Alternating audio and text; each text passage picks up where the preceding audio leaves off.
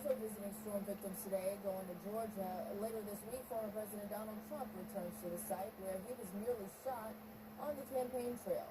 Meanwhile, as Bradley Blackburn shows us, both of their running mates are hitting battleground states after last night's first and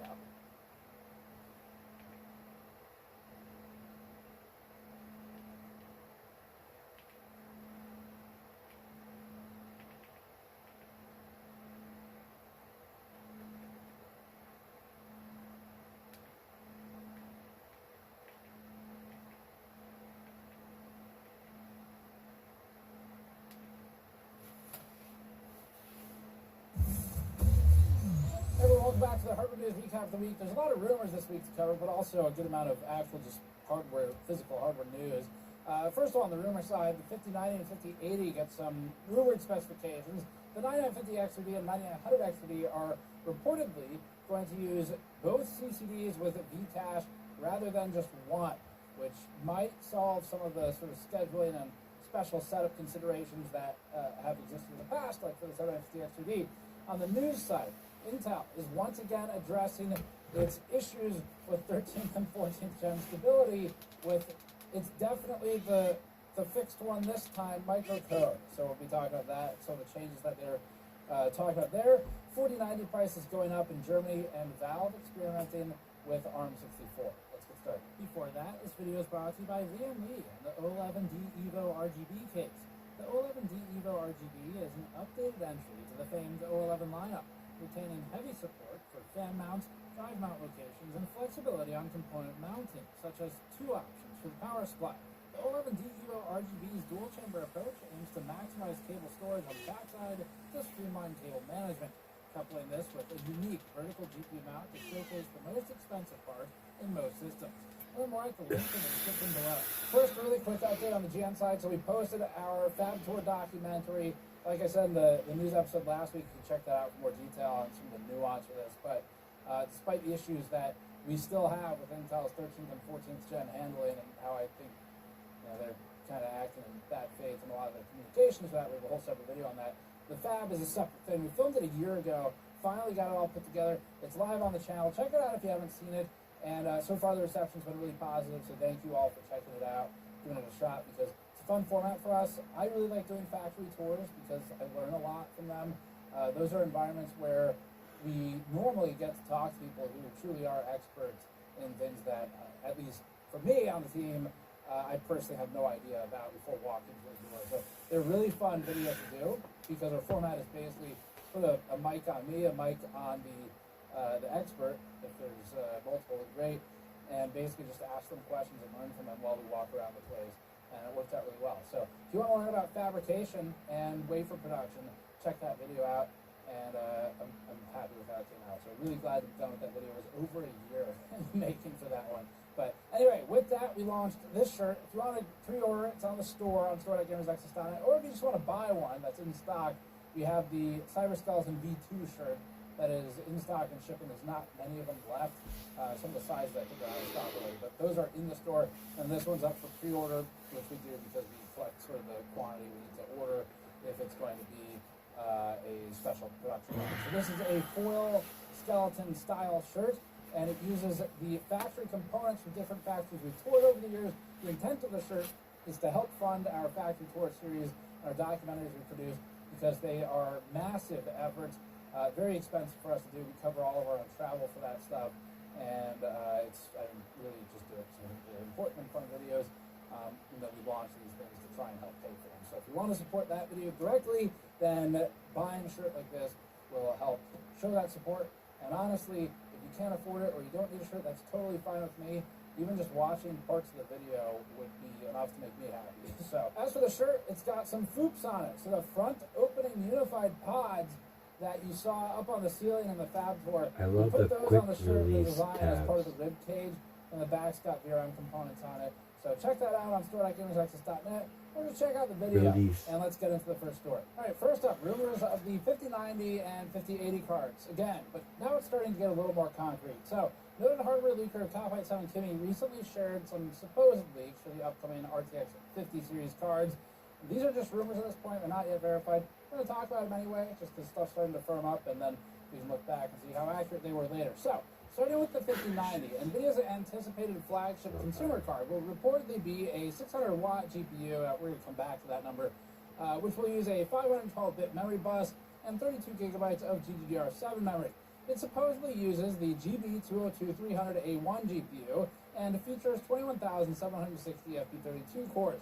Despite being a supposed 600-watt card, which is 150 watts more than the advertised TGP of the 4090, the leaker says that the card will, perhaps surprisingly, use a 2-slot cooler solution. There's an area where we think something might be getting mixed up here. It's possible that the power number is wrong. It's possible that the expectation is just mixed up of what we think this type of card is supposed to be.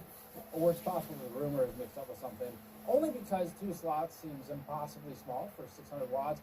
Now, it is possible to do 2 slots of cooling on 600 watts if it's liquid, or if it is maybe forced air input in a server type setup where you've got these super high RPM fans just force feeding air through a server chassis or something.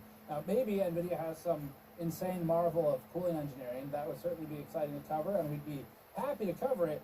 It does, however, seem like something here is a little bit off, unless it's not intended to be a true 4090 replacement, and it's something else entirely. So, anyway, we'll find out what all that means. But far too early to speculate on the various ways it could or couldn't be true. The specs, though, if they are correct, would show an increase in CUDA cores substantially for the 5090 from 16,384 on the 4090 to this new 21,760 number for the rumored 5090. Now, CUDA cores are also not necessarily like for like. Depends generationally. With architectural changes, typically they are not. And so in that way, the improvement would be nonlinear. So it's possible that they make some changes to the SMs, to the CUDA cores, in a way that makes the math a little fuzzy, and we'll just have to wait to actually benchmark it. Either way, the 600-watt number is another thing to pay attention to. So in the past, for the prior generation, there were rumors ahead of launch about 600 or 800-watt cards. None of these came to be true for the 4090 as we know it. And one of the things that I later learned is that sometimes these numbers are referring to the total cooling capacity that NVIDIA is advising partners to design for, meaning the cooler should be able to sustain that much rather than the GPU itself. So anyway, the point is that with rumors, we're not taking it at face value, and we'll see how it pans out. So the 5080, on the other hand, will reportedly be a 400-watt card that leverages a 256-bit memory bus and 16 gigabytes of memory. The memory capacity here would be about the same as a 4080, but the move to GDDR7 as opposed to GDDR6X would be a substantial change. It supposedly will use the GB203-400-A1 die and offer 10,752 cores. If these specs are true, compared to the 4080 before it, that would represent a 25% increase in advertised TGP, up from 320 watts on the 4080. There's just some commentary, so this is the real reason this story's in here. The biggest change in all of this might just be how NVIDIA positions these devices in the stack. So the 4090, we know from speaking with anonymous people at NVIDIA back when it launched, was wildly successful beyond what they expected for the mainstream consumer launch of the card. And this was after sort of the biggest mining boom, and the 4090 has remained popular throughout its lifespan. Some of that is because NVIDIA has finally managed to push a top-tier card substantially ahead of the next card down in the ranks. That was not always the case. A lot of times in the past, we'd review things where it'd be like $400 more for an extra 4% performance. And so they managed to break free of that by segmenting them differently. And the point is that it's possible NVIDIA is positioning this so-called 5090 as more of a prosumer card going forward, or some type of like local AI type of crunching card, where with that memory capacity and these numbers we're talking about and the power we're talking about, it could just be something that really pushes the MSRP way up and sort of classes itself outside of top-tier gaming performance and really commits to prosumer. So, as an example, for our workstations here, when we edit videos, we basically only use cards like the 3090, 3090 Ti, or the 4090. The reason we don't use 4080s, for example, is because of the memory. Specifically that reason, where actually a 3090 or a 3090 Ti does better for our workloads because we fully saturate the DRAM than a 4080 would. And if they're committing more to that, we're segmenting out those prosumers into a different category of device, kind of separate from what Quadro has historically done, then that might be what we're seeing here, is it sort of doubling down on that commitment with 3090. Anyway, that's just some commentary from me. So, the next story is sort of a follow-up to the rumor we reported on last week about NVIDIA potentially winding down the 4090 production. There were discussions of potential discontinuation of the 4090 cards. 3dcenter.org reports that the prices for the flagship Ada Lovelace cards have increased over time in Germany. The 4090 launched at 1,949 euros in the country back in October 2022, according to 3D Center. The card reportedly dropped to a low of 1,590 euros back in August of 2023, and now has come back to soar above its original launch price. 3dcenter.org tweeted an image highlighting how nearly all of retailer Case King's 4090 stock is out, with the exception of an Asus ROG Strix White variant, which features an inflated price of 2,300 euros. We also quickly checked Newegg for U.S. pricing and found that most of the models that are sold and shipped by Newegg and are new are around or above $1,900 now, where some of these were closer to that $1,700 range last year. But it just really depends on when you check, because there were periods in the last year where the prices were usually really high as well. So, all right, Valve may be experimenting with ARM64 support. In an update to Valve Test App 3043620 on SteamDB, which is a site that's not affiliated with Valve officially, we can see hundreds of mentions of the term Proton ARM64EC next to hundreds of Steam titles that include Left 4 Dead 2, Garry's Mod, Kerbal Space Program, Spelunky, and more. Proton is the compatibility layer that Valve uses, such as on SteamOS, for compatibility to allow Windows games to run on Linux. Now, in Proton, with Valve using it for the Steam Deck, for example, we've even seen some improvement sometimes where, although there's more limited range of total compatibility, we've also seen better frame time pacing in some titles. So it's an interesting solution in general for that reason, where sometimes it's not like just a second-class citizen, kind of like the old playing games through Wine on Linux previously. It's actually very robust now. So anyway, ARM64 is a 64-bit instruction set that's commonly used in mobile devices like smartphones and tablets. Pairing these together points to the possibility that Valve may be experimenting with getting Steam games, which typically run on x86 on PC, running on mobile-centric hardware.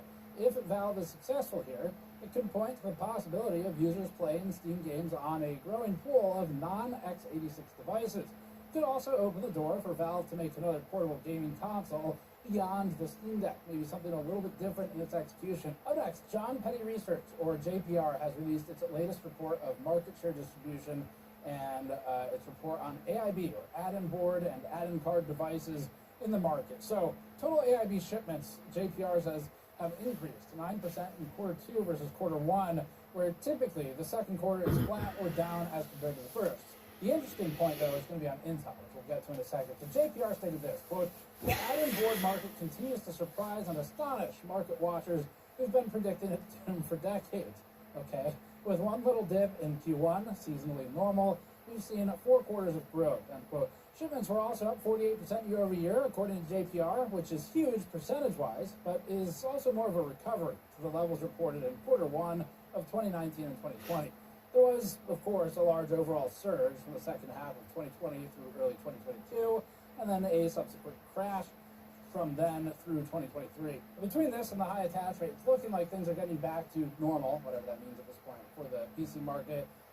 Not quite back to 2017 era heights, but that was also a time when crypto mining was playing a massive role in the GPU market specifically, so a little bit fuzzy because of that. Either way, though, JPR also published a market share graph, and this is where it gets kind of interesting. Despite more GPUs shipping, Intel isn't getting any of the business based on these numbers. Its ARC GPUs were at a 2% share in quarter 2 2023, but they've since dropped low enough for JPR to report it simply as 0%. Now, to reduce like this would mean that Intel is not keeping up that pace, that 2%, as it continues to sell devices with, say, competitors NVIDIA and AMD. We don't know exactly how JPR does its math, the level of precision, or the rounding in its numbers. Clearly, it's not exactly 0%, but suffice to say, JPR thinks it's at least below 1%. This paints a grim picture for Intel's adoption, and at least part of that can be attributable to the fact that Intel has not yet launched Battlemage. So it was really delayed with ARC, that with Alchemist originally, that worked for and against it, mostly against it, I guess. But the reason for the delays became apparent when they launched it, which was massive driver problems. As we've talked about repeatedly, it has improved substantially since then. We did a 1 year later revisit not too long ago, and it has improved. However, repeating the same delays and not launching Battle Mage sort of on the original schedule is going to stack Intel up against some very serious competition from NVIDIA, and we're starting to hear about AMD's 8000 series or whatever they call it stuff in the pipeline. So they're going to be up against another hard fight rather than the outgoing generation stuff. Anyway, the point is, Intel has to release new stuff if it wants to have any hope of gaining ground. The chart also shows AMD dropping from 17% to 12% share just after the new strategy of potentially skipping the high end to focus on the bulk of GPU purchases. We hope at least either Intel or AMD starts to gain share, because this is actually at a very concerning point in history where NVIDIA is at 88% market share, and I mean, we're not like economists, reporters. From a layperson perspective, though, 88% seems like a lot, kind of monopolistic, and that starts to become concerning because there is really nothing good that'll come from that type of domination in the market. It is scary levels of dominance, and we've all seen GPU and CPU prices over the years where when there's the fiercest competition, you get amazing value, and then when one starts to really pull away, it just gets kind of stupid. So definitely a little concerning there, but at the same time, it's not up to NVIDIA to slow down and be worse, just to let the other two get some market share. They have to earn it. So challenging spot for Intel and AMD. All right, speaking of Intel GPUs, Twitter user Benchleaks spotted what's believed to be a new Battle Mage card on Geekbench. The unspecified GPU, which carried a device name of Intel Xe Graphics Ri, maybe R1, garnered an overall 97943 OpenCL score on the platform. This currently puts it slightly above Intel's A750 Arc GPU, which uses the Alchemist architecture and scored at 96,106. For what it's worth, the score is also below the 4060, which scored 101,908 in this particular test. If this is indeed an outgoing Battle Mage card, that score may change with further optimizations and more mature drivers. And the GPU is tested on a system using Intel's 13600K coupled with 32 gigabytes of memory. Now, Geekbench is not the most representative benchmark, but it tends to be where a lot of leagues appear. So wouldn't take it to mean much of anything from a pure performance standpoint. The more interesting point is just that Battle Mage is maybe starting to appear in places, so I think we'll ship it at some point. All right, up next, it's a good thing we published our Fab Tour before we had to change all instances and references of Intel to Qualcomm, because the Wall Street Journal says that Qualcomm has allegedly been in talks to buy either Intel or maybe more realistically parts of it. So currently, just to make sure everyone's clear on this, the source for this story is simply sources familiar with the matter. Now, we've said that before too, because sometimes you just can't name your source, even if you have multiple of them and you're pretty sure of it. So maybe it's valid, maybe it's not. Point is, there's no actual hard evidence for this presented in the story or anywhere else right now. So with that kind of important caveat stated, here's what the Wall Street Journal is reporting on. They say that the, quote, deal is far from certain, and that an acquisition would face some hurdles. So Qualcomm is primarily known for its ARM-based processors, and Intel is known for its x86 CPUs. This acquisition, if it were to happen, would definitely still raise antitrust concerns and queries, especially with the amount of money the U.S. government is giving Intel lately. To curb this, the Wall Street Journal suggests that, quote, Qualcomm could intend to sell assets or parts of Intel to other buyers. Now, it really wouldn't be wild if Intel sold part of its business to Qualcomm or really anyone else. They have done this over the years. Intel is a massive intellectual property machine. It's like their chief thing they do is accumulate intellectual property. They do a lot of engineering, design, development, acquisitions. But Intel has sold stuff off in the past. That wouldn't be unprecedented. The company also has a number of valuable intellectual property claims that it maybe isn't actively using or pursuing. So we'll see how that develops. But at its peak, just for some perspective, it used to be the most valuable chip company in the world. Compared to product-level rival companies like AMD, NVIDIA, Qualcomm, Intel has had a brutal 2024 thus far, with the company's stock dropping over 53% since January at the time of writing, from a high of $49.55 a share to $22.83, again at the time of writing. the number on the screen will probably be a little bit different just because it changes literally all the time. Intel has also traded blows with TSMC and Samsung over the years, but in more recent years it seems to have ceded much of its lead to TSMC. The company's market cap, as of writing this, is approximately $97.5 billion. That'll be slightly different again on the screen, but anywhere in that vicinity really seems like a drop in the bucket compared to companies like NVIDIA, which now has a $2.97 trillion cap at the time of writing. Qualcomm, based in San Diego, has a market cap of $185.7 billion, plus or minus a bit. So it does seem unlikely that Qualcomm would buy the entirety of Intel, plus even if we just pretend that we're instantly financially viable for Qualcomm, it would definitely face U.S. government regulation hurdles, antitrust queries, all that usual stuff with big acquisitions. So anyway, who knows? If it becomes reality, I'm just happy that we published our Fab Tour finally. It was a year in the making, and there's been a lot of work to go back through and Control F a video for the word Intel. You just have this awkward voiceover. Like every 10 seconds it'd be like, Qualcomm, and then back to the VO that we recorded before the acquisition. Anyway, we'll see. I don't know. I don't think Intel as a whole is going to be bought out. I don't know anything about this. I'm not a specialist in acquisitions, but just looking at the way the U.S. government sort of treats Intel, it does seem unlikely that it could just be a total like, yep, we're Qualcomm now. So maybe parts of it. All right, next one. The 9950 XVD and 9900 XVD and 9600 XVD have some more rumors. We'll keep this really short because there's not much to it, but Benchlife is reporting that the 9950 XVD and 9900 XVD, which would be dual CCD parts, meaning that there are 3 total chiplets on the substrate, there's I/O die and 2 CCDs. The current rumor is that those may run vertical cache across both CCDs. So in all the solutions that are relevant right now, the V-cache is run on a single CCD, and so depending on which one you're looking at, like the 7950 XVD for instance, there's some special setup parameters to make sure you get max performance out of it for scheduling and sort of task assignment reasons on the Windows level. So moving to both CCDs having 3D cache would be a pretty big change. Additionally, Benchlife embedded a tweet from a Twitter user suggesting that the 9800 XVD will ship in early November, according to a leaker. And this aligns with rumors of Intel's Arrow Lake landing in October. So looks like it'll be a busy couple months.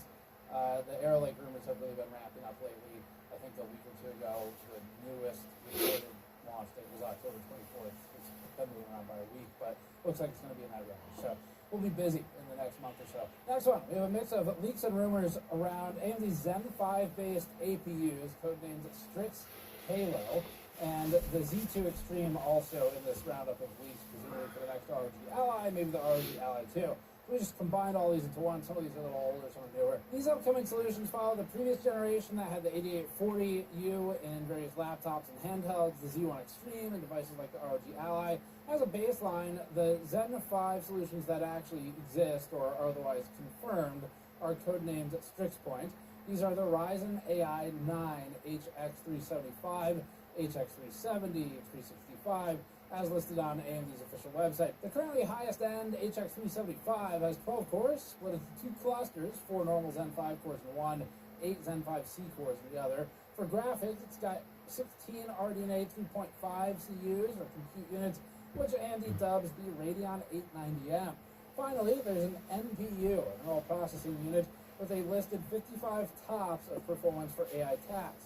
Moving into the leaks, Strix Halo parts are claimed to be higher spec than Strix Point, according to a Weibo user named Golden Pig Upgrade Package, to translate it. The poster writes this, quote, Strix Halo preliminary SKU planning, Ryzen AI Max 395, Ryzen AI Max 390, AI Max 385, lists those for the CU count, the core count, and then says up to 96 gigabytes of memory can be allocated as video memory. The 395 scaling up to 16 cores is interesting, assuming AMD keeps its mixed architecture design.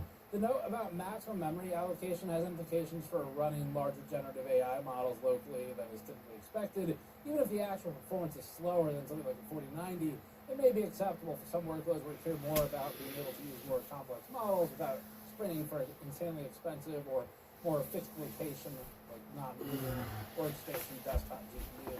Regardless of the final specifications, these are looking like they'll be expensive compared to the previous generation of solutions from AMD. An alleged member of the GPD team, just in this lineup of rumors, also posted something on Discord saying that the price of the HX 370, strict points, not Halo, is more than 2 times higher than the 8840U. Assuming that's true, it doesn't bode well for the pricing on the next generation of handhelds. To round the story out, though, there's also a leak regarding the Z2 Extreme, purportedly going into the ROG Ally 2 and the Legion Go 2. According to a shipping manifest, EVT samples of a processor marked as Z2X28W have been shipped to India. The part number also shows up in AMD's official master list of products as mass market, so that's a good indication of it being real. It's also marked as having 8 cores, which should be totally adequate for gaming workloads, particularly in a handheld where you're more likely limited by power budget anyway. Running extra CPU cores could take away from the efficiency elsewhere, like the GPU cores. It'll all be about finding the balance, and that's what our testing will look at if and when.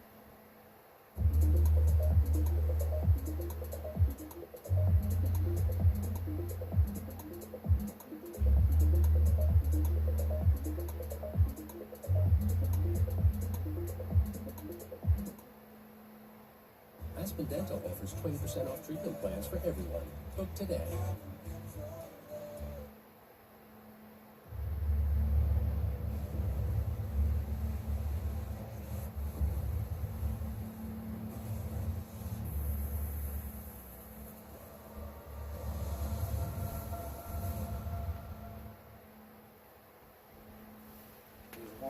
We just got through a ton of rumors, so this block is going to be dedicated to just a bunch of news, just pure hard news. First up, Valve continues to pick up steam,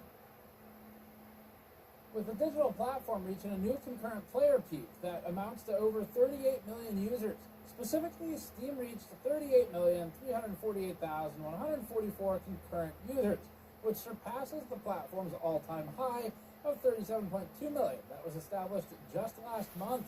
Steam's really been on a roll since the release of Black Myth Wukong, which became the highest concurrent single-player game release on the platform and the second highest concurrently played game overall.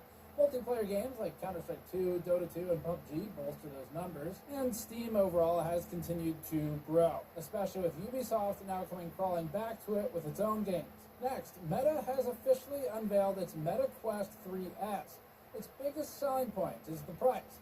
The price starts at $300, which is less than half of what officially the Quest 3 512GB model debuted at, although it's been close to 500 recently. The 3S shares the same Snapdragon XR2 chip. The new 3S, though, is not as high resolution as the Quest 3, and instead runs at 1832 by 1920 resolution per eye. It also uses the older style Fresnel lenses as seen as the Quest 2. It's coming out October 15th, and will also come with a copy of the upcoming game Batman Arkham Shadow. Another quick news, Thermaltake has released 2 new colors for its Tower 300 series cases. They include limestone and gravel sand, which the company is referring to as, quote, autumn hues, because, as we all know, limestone and gravel sand ceased to exist outside of fall. It's actually, a lot of people don't know this, that was the cause of the Great Limestone Shortage of 1872. We didn't harvest enough of it before the fall. Thermaltake has been pursuing more color variety this year. When we visited them at Computex in the summer, we saw that the company was experimenting with a lot of different case colors. They're planning to basically roll them out for short times and replace them as they go, see what's popular. It kind of makes sense because you can't keep all of these on the shelves forever. So, cool to see some variety. Next, Seasonic has released a massive 2200 watt power supply, the Prime PX2200. The power supply carries an 80 plus platinum certification, and it uses a fully modular design, supports ATX 2.1 and PCIe 5.1, features 2 native 12-volt 2x6 cables. It has 8-pin to 12-volt 2x6 cables as well. The company highlights that the Prime PX2200 is geared to power the, quote, AI revolution, which sounds like something Skynet would be into. The power supply is out now in China. It's set to launch at the end of September or October somewhere in Europe. and it won't be available in the U.S., at least officially. It'll require an outlet capable of 240 volt AC, and the power supply carries a retail price of 580 euros. Finally, MSI's X870E and X870 boards have received their official product pages. MSI goes heavy on the AI obsession and, within just the first paragraph on the page, lists AI Boost, AI LAN Manager, Frozer, AI Cooling, and AI Engine. AI don't know what any of that means. MSI is advertising DDR5 9000 plus support. Doesn't say AI in that one, so that's nice.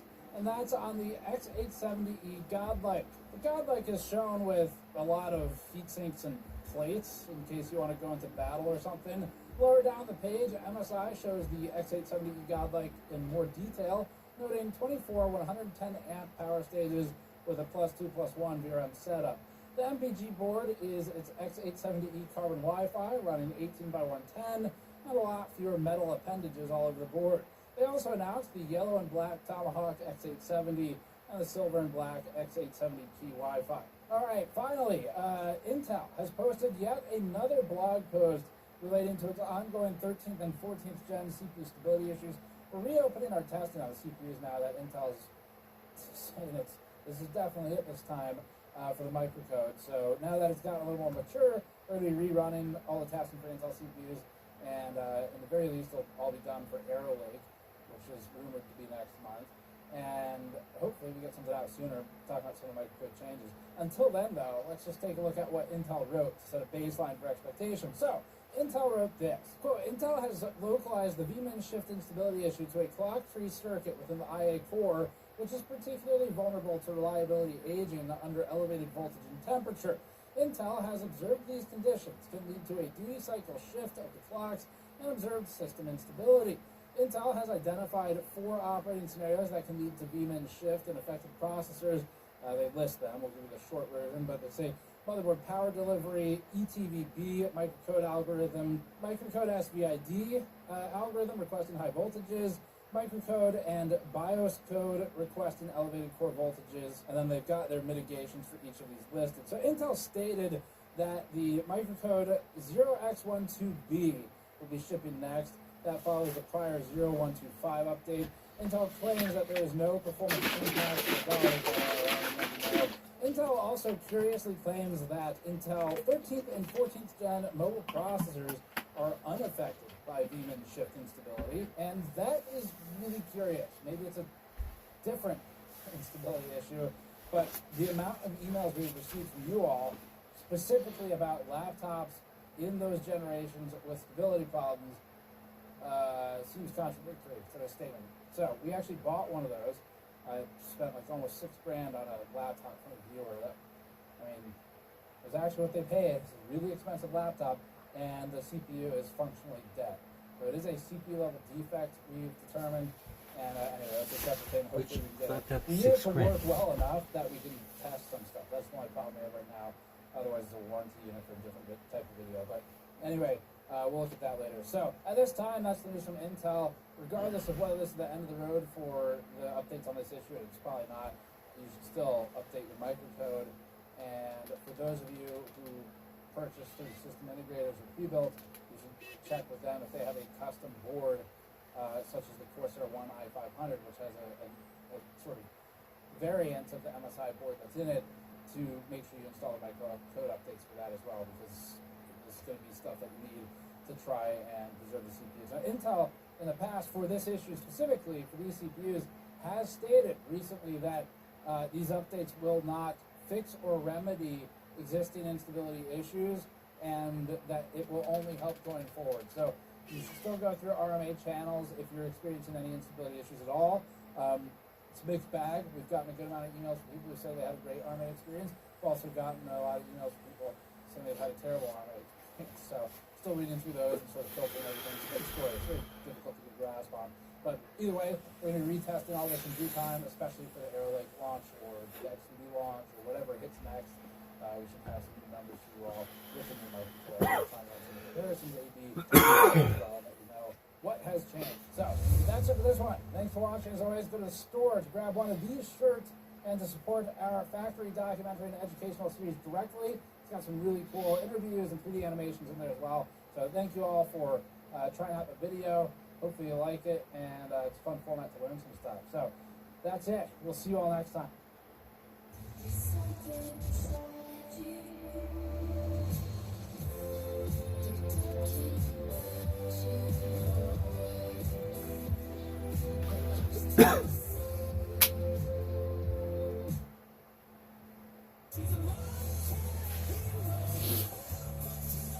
True value here for you.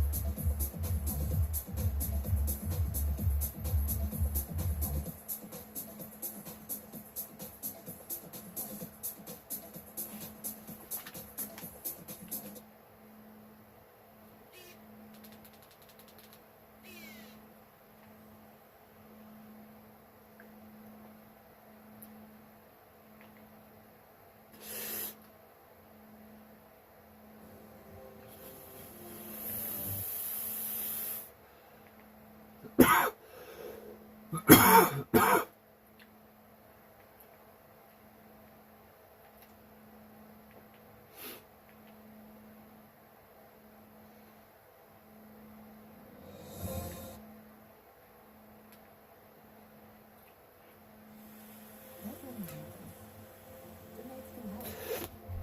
Here's to waking up to dry sheets and happy pillow. With the #1 nighttime underwear. Good nights. For up to 100% leak-free nights.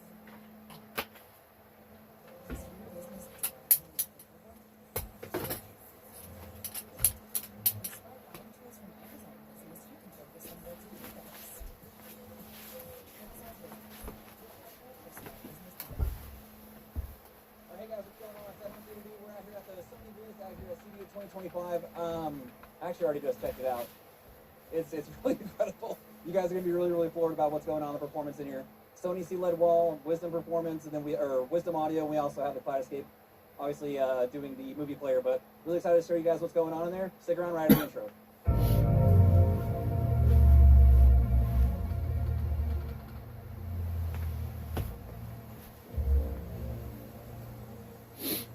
Alright guys, we're coming to you live, 2024 CEDIA. I'm Russell with Sony Electronics, excited to show you our booth. We've got our C-LED on display here, along with all of our other amazing products. We've got our lens to living room story, so really cool. We've got our Verona camera set up. For those of you who don't know, our Verona camera is used in many movies out there. This is just a few of the movies and amazing titles that we use our Sony Electronics Verona system into. Top Gun, Maverick, they actually use 6 of these in the cockpit. They were able to detach the lens from the image sensor and really allowed them to capture those moments inside of the cockpit. So really cool there. From lens, we go to our mastering monitor. This is our BVM 3110 monitor. This is what they use in the studios to master the content, to grade those colors, get that perfect brightness. This monitor here is about 30 inches and retails about $40,000 on this guy. So very high end, but very useful for the studios. Once it's mastered on the content, we deliver it at home. We have a few different options. Of course, we've got our home theater projectors, our TVs, but then we've got our C-LED product. This thing is amazing. This is our BH C-LED product. This is 110-inch size that we have here, but it's completely modular, so you can build it as large as you want. It's made up of different cabinets and panels. Look at everybody's doing that now, huh? Crazy. This originally was developed for virtual production, and it's made its way to the home now, which is very awesome.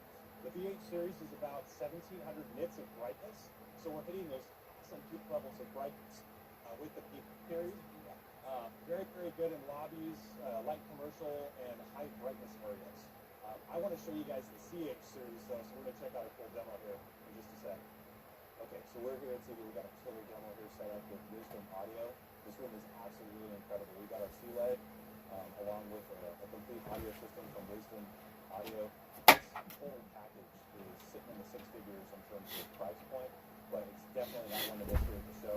The screen size we're looking at is this a 137-inch C-LED. This is our CH series, so we're going to focus on contrast. Think OLED like black levels, but as big as you want to go for the home. Unbelievable color volume, incredible color saturation, awesome contrast. There's nothing else like this. It's 1,300 nits of brightness, so you can just see the amazing picture quality. In terms of the overall room characteristics, like as I mentioned, these are Wisdom audio speakers. We have an AZ7000 receiver that's doing the processing here. So we've got the AZ7000 as our preamp, and then we've got a full rack of amplifiers from Wisdom Audio that's powering this incredible room. So definitely got to check this out. This is an insane demo here at CEDIA 2024.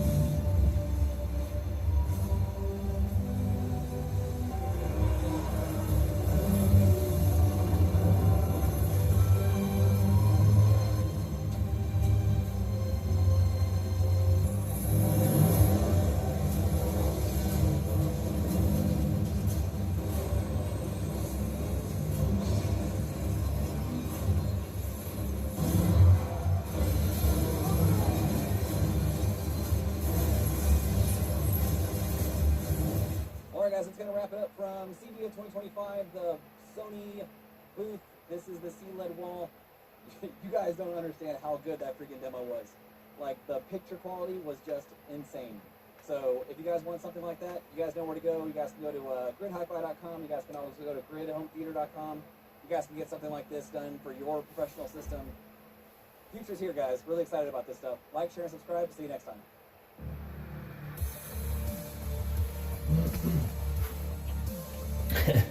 The future is definitely here. This is fucking crazy shit.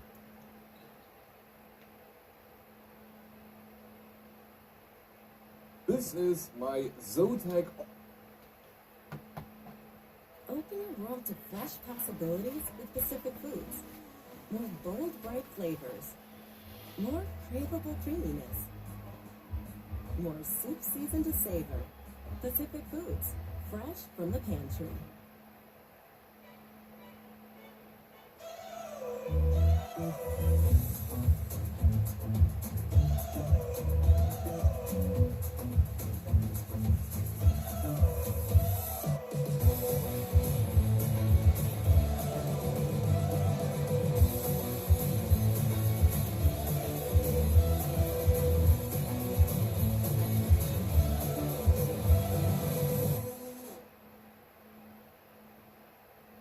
This is my Zotac RTX 4090, and this is a giant GPU. And the thing about this is, it is not actually that big. Like, the PCB ends somewhere here, and it's a PCB, so it's like very thin, which means that like 99% of this thing is just heatsink.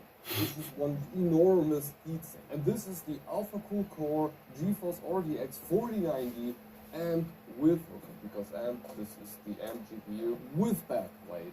And for today, I wanted to find out if it is worth it to water cool a RTX 4090, or if the heatsink, the Of course enormous it's good to heatsink, water which is cool the immediately shit. attached to the GPU, is actually so good, or if the whole cooling system of this thing is so efficient, so good, that it's just not worth it anymore to water cool a GPU. So as for this It's AlphaCool worth Core it. GPU block, of course there are I think it's multiple worth it. versions of this for every And I didn't possible even do the GPU. test AlphaCool yet. offers now, or with the Core series, they have cleaned up their lineup a bit, and everything is now a bit easier to understand. But for the Core GPU block, there is essentially this version, and then you can see if you have a Core water block that fits to your GPU essentially.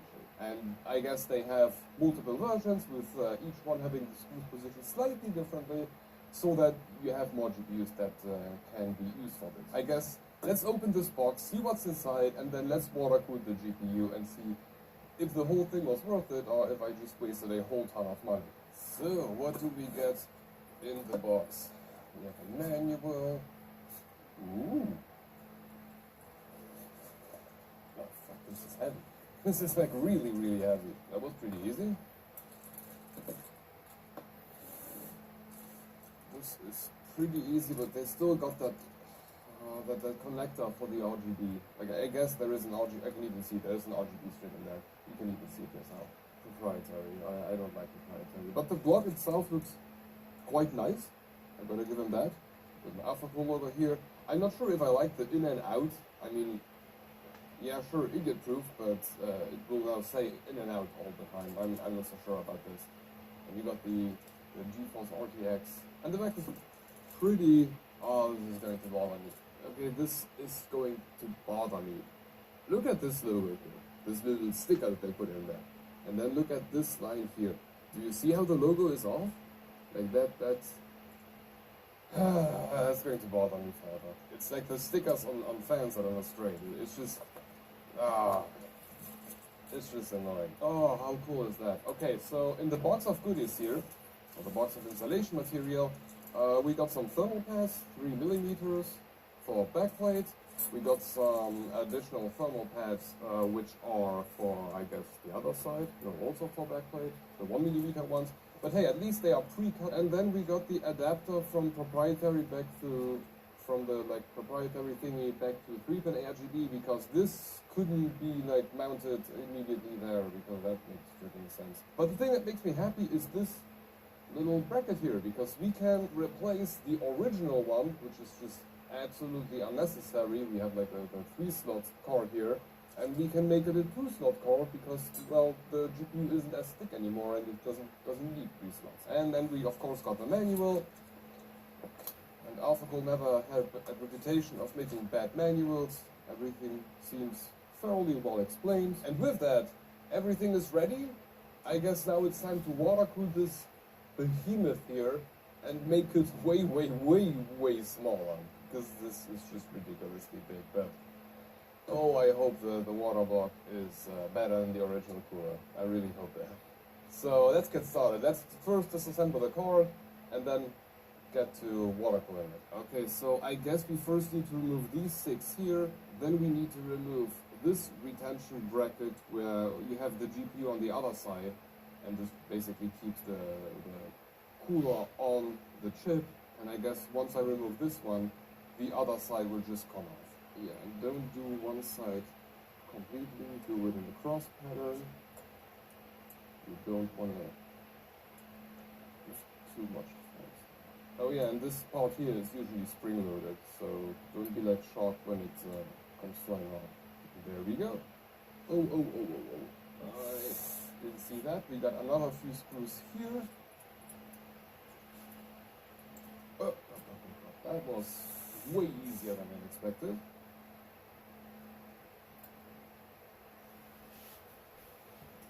Yep, the whole thing is already coming off.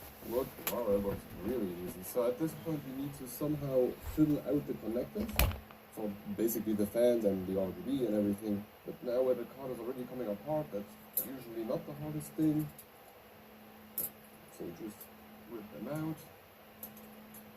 And then you can lift this and rip out the last. Okay, now let's just see that I know where every screw is. One goes here, one goes here. Screws. Okay, I got all the screws. Yeah, very essential part about this. Don't lose the screws. Never lose the screws. It will be horrible. But yeah, this was very, very easy. Now we need to turn this thing around and then unscrew the 2 remaining screws that keep the backplate in place. 5 remaining screws. Oh, and this one, and that is also keeping the PCB bracket in place. Probably slightly glued to it with some pads. Yes, there were some pads on the back. Those pads were glue pads. That's basically it. This is the whole GPU. This whole thing, that's like 500 watts worth of power. But yeah, let me clean this up and then we can get started water cooling it. Oh yeah, and one thing I have learned the hard way: put your cooler back together after you're done. Just screw in all the screws and then put it in your GPU box, let's say, because we all know you kept it anyway, because it's just way too cool looking. So we know you kept it. I keep all of my GPU boxes too. Just put everything back together so that you don't lose it. It's a 2-second step and you will be very happy at the end of it. Reese's and Hershey's Zero Sugar. So delicious, you'll check the label twice. Stephen Barino, Toyota Bristol. Huge savings event. Up to $3,600 extra great savings. Every Toyota stock order will have huge savings. Hurry now through Monday. Reserve your 24 Land Cruiser. Call 860-584-7333. Stephen, Toyota, Cadillac, Buick, GMC, Route 6, Bristol.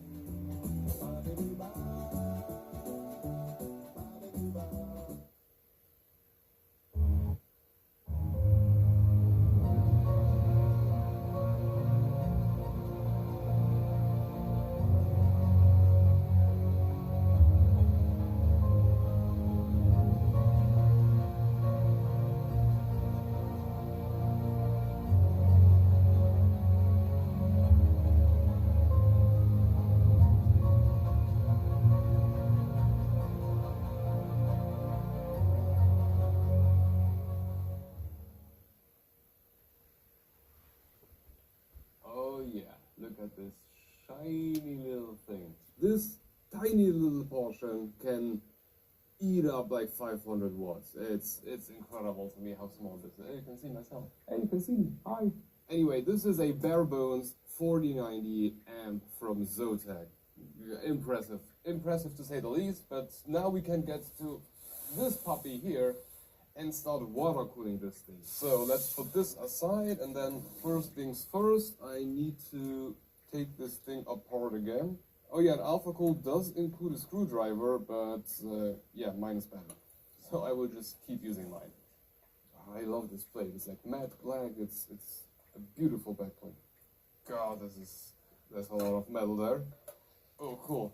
It even says here, RDX 4090 amp or Trinity core. Okay, so this is for the amp cores and the Trinity cores. Okay, why not? Step 2, remove these spacers here. And that seems to me like a very, very, very crucial step, because otherwise your water block won't make contact. So I guess these are in here so that the backplate doesn't touch anything here and scratch anything here. So yeah, very crucial step. Remove these spacers here, otherwise you're screwed. You're very, very screwed. You would be pushing 500 watts through basically an uncooled GPU, so don't do that. Then we need to take all of the... What the fuck? Here it says for backplate, and here it says for buckplate. Well, I mean, it says from A to F, and you can guess from the manual where is A to F. It says in the manual, so this here is definitely for the PCB, and this here is for the water block. It just says backplate. I don't know why it says backplate. Anyway, pre-cut, and that makes stuff very easy, because I once had a GPU water block where nothing was pre-cut. You need to cut it, and then of course I cut it too big, and then I didn't have enough, and that sucked. Oh, and I can already see they are minimally too big, which isn't a problem. It's better to be too big than too small. Water block ready, and for your reference, you got two long ones here, then you got the two big ones on the side, a little bit less bigger one here, an even smaller one here, and then the very small ones go here, here, here, here, here. So 1, 2, 3, 4, 5, 6, 7, 8, 9, 10, 11. 11, oh, go back. So 11 thermal pads in total, and those here are the 1 millimeter ones. So if you need a reference, which ones to replace, 1 millimeter. Next step, prepping the chip. For that, AlphaCool does include some thermal paste and a spatula, and in contrast to a CPU, this is a crucial part, because you cannot rely on the force of your cooler to spread the whole thing, so you need to spread it yourself. And at that point, I just want to mention very shortly, this is like the cleanest chip I ever had on the GPU. Like the amount of spillover and how much time I used to clean this thing, it was like very, very small. So I don't know if this is like a Zotac thing, but this was particularly easy. Yeah, and I already did great there. So give it a drop and then just spread it somewhat evenly across the whole die. There, well, not my best job, but I'm also not quite happy with the thermal paste. Like it gets very quickly very cracky once it touches air. No idea why. Maybe it's like an older one that was sitting in some warehouse for some time. But I'm not going to use the one which is included in all of this. But yeah, not very happy with the thermal paste. Anyway, now we can continue. Install the PCB. So I guess at this point, this goes onto here. And for that, I first need to remove the protective film on all of the thermal pads. Now just align the 4 holes and then go straight down like this. And then give it a little push so that all the thermal pads good contact. And here we need to do something which I did not anticipate, because first we glue these here on for, I guess, additional protection so that you don't overscrew them. Okay, now you got these screws here, the spring-loaded screws, where you got like one additional one in case you lose it. But you are supposed to screw them in, but not in a cross pattern, but in a circle. So it's 1, 2, 3, 4, and then you round robin this. Which, okay, I guess, if they want it that way, then I'll do it that way. So I'll give each one a a few threads, and then I'll just go round robin. Yeah, and those rubberized pads here, they are just turning with the screw. Okay.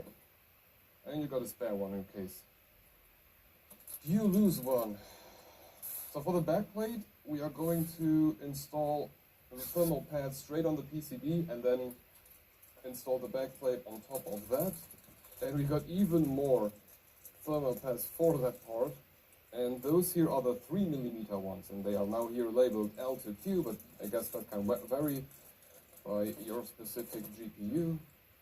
So the big fat one, of course, goes around the back side of the chip, like this. Then we got two longer ones. Okay, and for your own reference, this is how it is supposed to look like. The longer one on the side with the connectors, on the other side also the longer one but a little bit shorter. Then we got the two big ones left and right of the chip, starting and ending right next to these connectors here. The square one, of course, in the center, the little bit smaller one on the side where you got the inlet and outlet, and then the square one on the opposite. Seems pretty easy. Now time for the back plate, and you can align it here and then just press it down. And before I close this up, I guess this here needs to go in between to some degree, but I need to give the GPU a little bit of a lift so that it fits. Yeah,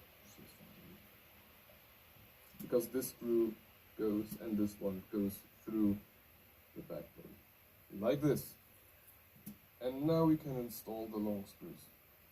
Oh yeah, and you have the leftovers, the original ones which were connected, which were keeping the backplate in place. Not sure why. If they know that you will come out with so many, then I just don't know why they added the four. But yeah, there you go. And this will scratch immediately. It's matte black. Like, be cautious when you screw in stuff.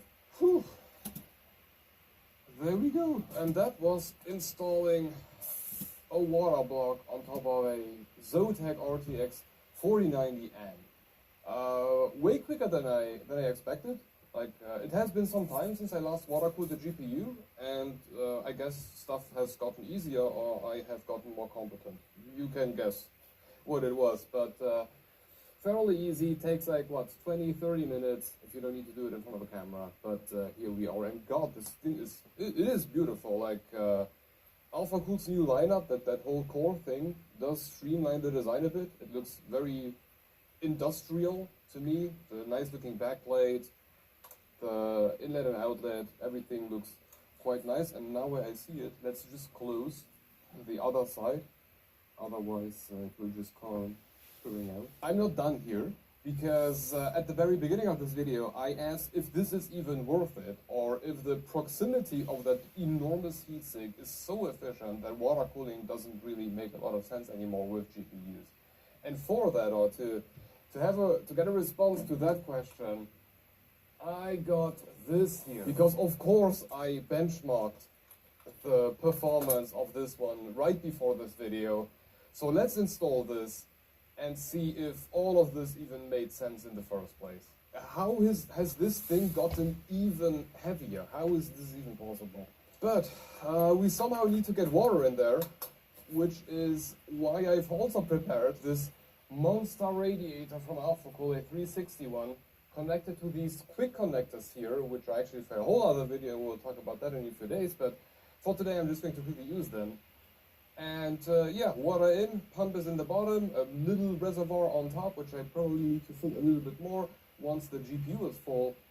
And yeah, let's just see if this has any, like, I'm not trying to measure what radiator you need to make this efficient or make this water cooler worth it. I was just trying to find out if it is even worth it in the first place, or if having a giant heatsink attached right onto the GPU is better for the GPU. So let's just connect these and see where this whole thing goes. Lily's bars are so delicious and have no added sugar. Looks like he's not the only delicious snack in this house.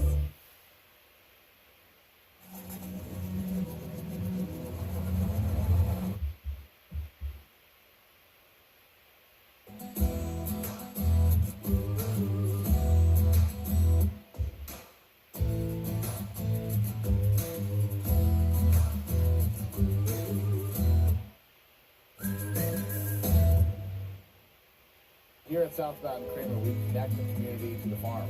M&T got to know us, got to know the business, could appreciate both where we were at, where we had been, and where we were going. We need somebody that'll partner with us and move with us. They're committed to us like we're committed to them. Hi, it's me, like 10 hours later. So I figured it out, but first let me just make really bad. So as you've seen in my screen recording, the temperature of the GPU was, yeah, for the lack of better words, it would fry itself after a few hours of doing this. So after I saw these temperatures, I decided to disassemble the car and then reassemble it again, redo the pasting, redo everything, and as you can see, I did a lot today. And I just couldn't figure out what was going on. I did see, after the first assembly, that the contact of the die and the block wasn't perfect. The area of the imprint of your thermal paste, or the thermal paste, on the water block wasn't as big as the die itself, telling me, yo, there is something not really making contact here. Now the problem is that I rechecked and rechecked and rechecked the manual, and I did everything correctly. And I didn't use the original screws and everything, so I redid it again, and still the same issue. Redid it again, same still issue. Then I started to apply more thermal paste. I basically put like half a tube on there. Like I overdid that one. And then the contact got better and the temperatures got better. I was even able to maintain that 500 watts throughput on the GPU. So we were getting somewhere, but the hotspot was still incredibly bad. Fast forward hours and hours and hours and redoing it again and again and again. And I tried so many different ways of assembling it, the pressure and everything. I really Video tried is sick. everything. And in the end it was two possibilities. Because I just couldn't see how my mounting was wrong at this point. Everything was taking good contact, or as good contact as I was able to produce, and I just couldn't figure it out. So two possibilities at that point. My card was warped to a degree where something was just off, which I couldn't really see because the card wasn't really used that much. We used my 4090 a bunch of times for a few builds, a bit of benchmarking.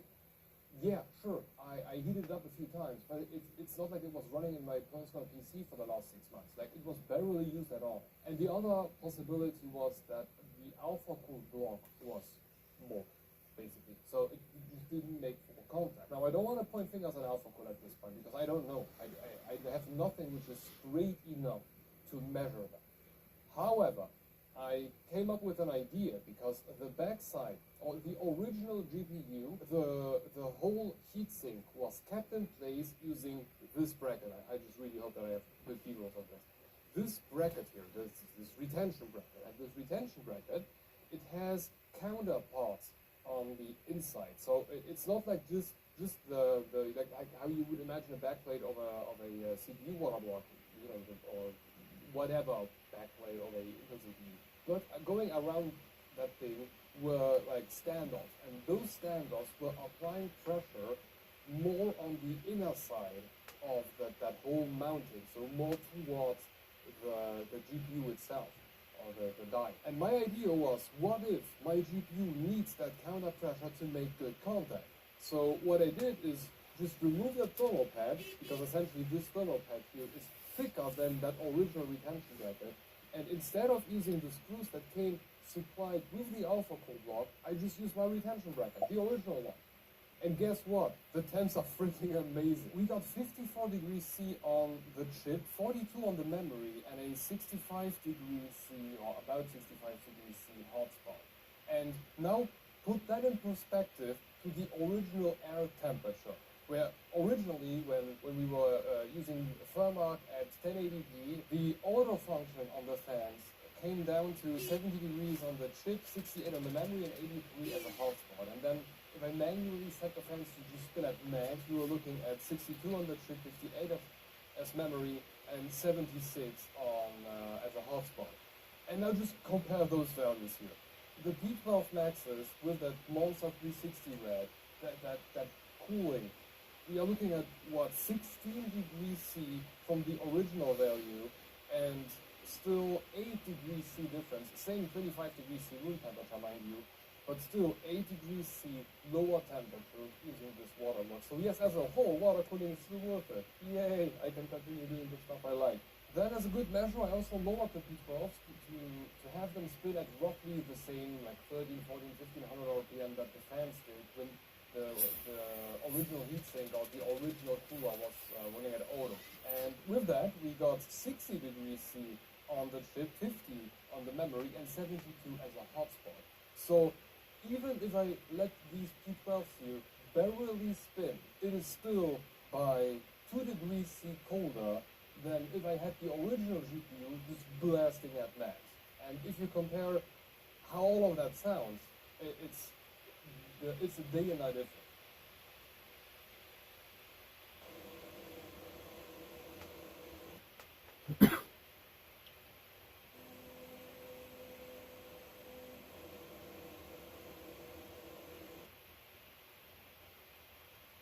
So yes, water cooling a 4090 is still worth it. It is way more effective than the original cooler. Even Obviously. If that thing is, like this is basically a 360 radiator. Like let's not kid ourselves. This thing is just enormous. Now of course your mileage may vary depending on what radiator, what fan, and then if multiple reds and then whatever, and your pump. You think the pump that I'm using is just garbage. But all of these values here today are just there to show that there is a difference. How much will depend on your setup. But this video did not turn out how I expected it to turn out. I thought this would be like a quick let's water cool a 4090 and I'm done in 2 hours video. But it turned into a whole day troubleshooting, where the hell did this go wrong, and yeah, here we are. Now I'm going to write AlphaCool an email telling them that I found this, because right now I'm still unsure if this is a water block problem, that the mounting pressure of everything is just not right. I don't know. Maybe my card is bored. Now for anybody out there, technically water cooling this GPU is really easy. It takes like 20 minutes, no problem. But this here is a problem, and right now I don't know why this is happening.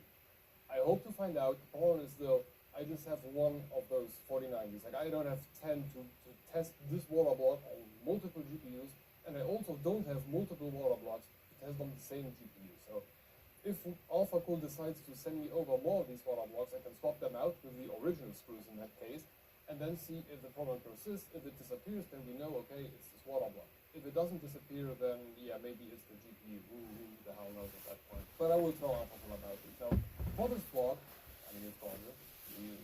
I can say that for sure. But yeah, this was an endeavor. And at this point, this video is so twisted. I don't even know what the point is. So for everybody who's looking for that core water block from AlphaCool, it is really easy to use. I will give them that. The installation process compared to where we used to be is kind of easier. So I'm happy with that, and it does look kind of cool. And the RGB looks nice and everything. I'm happy with all of that. I just don't know what to do with this whole retention bracket thing. Like, it just didn't work. It would kill itself after a few hours. So, yeah. That's that. But hey, at least I figured it out. Now it's running cool. A lot cooler than original. So yeah, this should be everything for today. And I hope you... I would say I hope you enjoyed this video, but it was such a clusterfuck of information. And just look at my table. I thought this would be a 2 hours video. But yeah. Takeaway from this video: 4 PCIe slot thick heatsinks have not yet replaced water cooling. Water cooling still reigns supreme when it comes to temperatures. But thank you for watching, and hope to see you in the next one. Bye bye.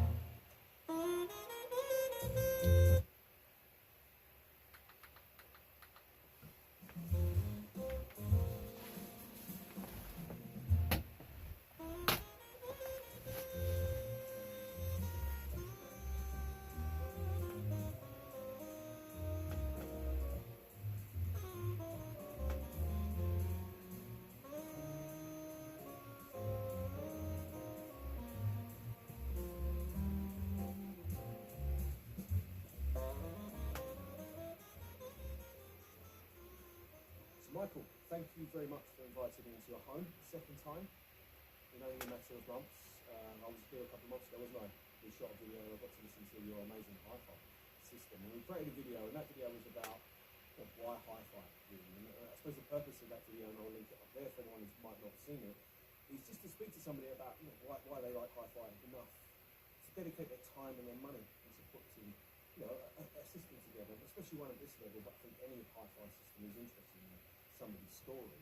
But what we didn't really talk much about was the components or the kit or really nice amplifiers and such. So I asked if I could come back and see you again to do that. And I also want to speak to you because you've been active and busy upgrading the system, haven't you? Tweaking a few different bits and pieces. So that's always interesting. And there was quite a few questions and comments and stuff left from the last video, and I thought we could maybe discuss a few of those as well. But I wanted to start speaking to you about maybe what could be the elephant in the room. Putting out a video titled "The Best Hi-Fi Sound" or "The Best Hi-Fi System in the World 2022" or whatever we decide to go with this time. Kind of how do you justify that? And that's I suppose it is an elephant in the room type question, but to you, obviously, this is the best hi-fi system in the world, isn't it, for a certain type of music? So tell me about that. What type of music is that? And tell us. Well, I listen mainly to jazz and soul stuff, so that's my kind of genre. So I don't really listen to classical or sort of folk music or anything. I'm nothing wrong with that, but I just don't listen to that. And for me, I'm looking to recreate that type of experience I get when I go and listen to live music, when I listen to a jazz concert, or if I go to wherever. And that for me is what I'm beginning to experience now. So what I've recently done, I've tried to add some more amps to the system. So I've now got a bi-amp system, which is 4,400 watts a channel. Let's talk about that in a second. Let's stay on the sound quality for a second and the music sort of genre, because I think that's really important to stress to people is that soul music and jazz music and body jazz and some R&B and stuff is what we was listening to before. So based on that, there's certain sonic characteristics that I think you're looking for, and things that we've discussed, like the mid-range quality. And I actually want to talk about my experiences this time listening to the system, because I feel like that could be useful for certain people. So me listening to this system, we listened to a variety of music this morning, which we're going to give some recommendations at the end of the video for people. Listening to the system, obviously it's a big sized room, yeah, it's a reasonable sized room, and the speakers are really far apart. And the way the system's set up, with obviously the subwoofers at the back of the room, there's quite a lot of unorthodox things going on here. And you might look at it from outside and think, the guy's crazy, that's never going to work. But actually, it does work. We set it up to make it work really well. And the bits that are really impressive is the vocals and the mid-range. They kind of float in the air, really delicate fashion. But it's not delicate where it's almost too smooth and you're losing detail. It's just delicate when you can appreciate it without really having to concentrate. The vocals are just really, really lovely, smooth vocals and sweet. And I called the system last time I was here, like infinitely smooth. It's changed a little bit now, I think some of the things that you've done. But it's still very smooth and what I'll call like a graceful system. You don't really have to concentrate to listen, you just sit and listen to the music. And then it's also quite an overall big scale sound. I think a lot of that's coming from the subwoofers. And also the speakers being wide out. And you're big on not having anything around them, aren't you? Let's quickly talk about that, because I know that's something you strongly believe in. Well, I mean, my experience has taught me that the more air you create around the speaker, for any speaker, the better you're going to get. You want to create that holographic that atmosphere that you can get with the right recording methods. So for me, it was very important, and not just speaker, but aesthetically. I like to look at something that looks nice. If you have a system that's right in the middle, I feel that takes away from that sort of like that quality you can get. You just sit back and look, and all the same as the speakers and nothing else. That's interesting, and also the room plays into the factors in. You've got X amount of space. This is a big room. It's also a basement type room as well, which I'm sure has an effect on things, isolating. 10%? Going back to the sound of the system for a second, something that we spoke about, something you really like about the system is the stereo imaging. You took that like holographic sound, and you've put on music where you're trying to demonstrate the way the system is in the room, i.e. expose the sound out into the room, using obviously the illusion, isn't it? An illusion that you're listening to a sound surround field, like almost like a surround sound for that big effect. Obviously, coming from stereo speakers and these kinds of things. I can't remember the song you played, but one.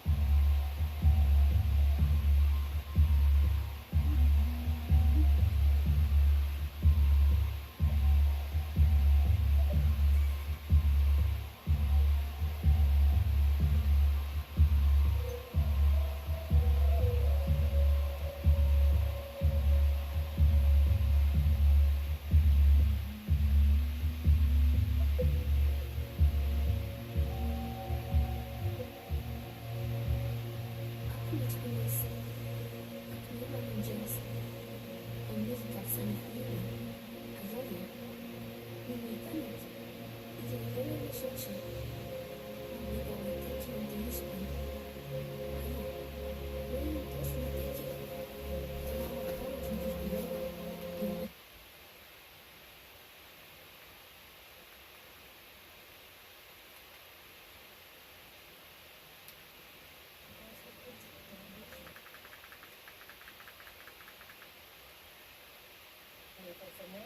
As our numbers slide into the 60s by early next week.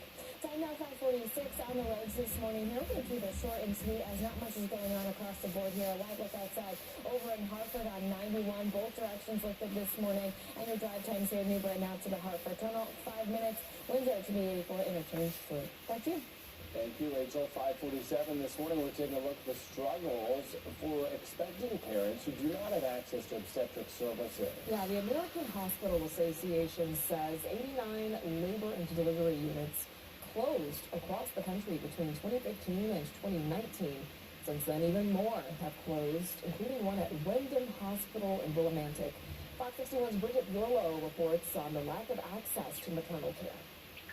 The American Hospital Association says nearly half of rural community hospitals do not offer medical care for women before, during, and after pregnancy, and that includes childbirth.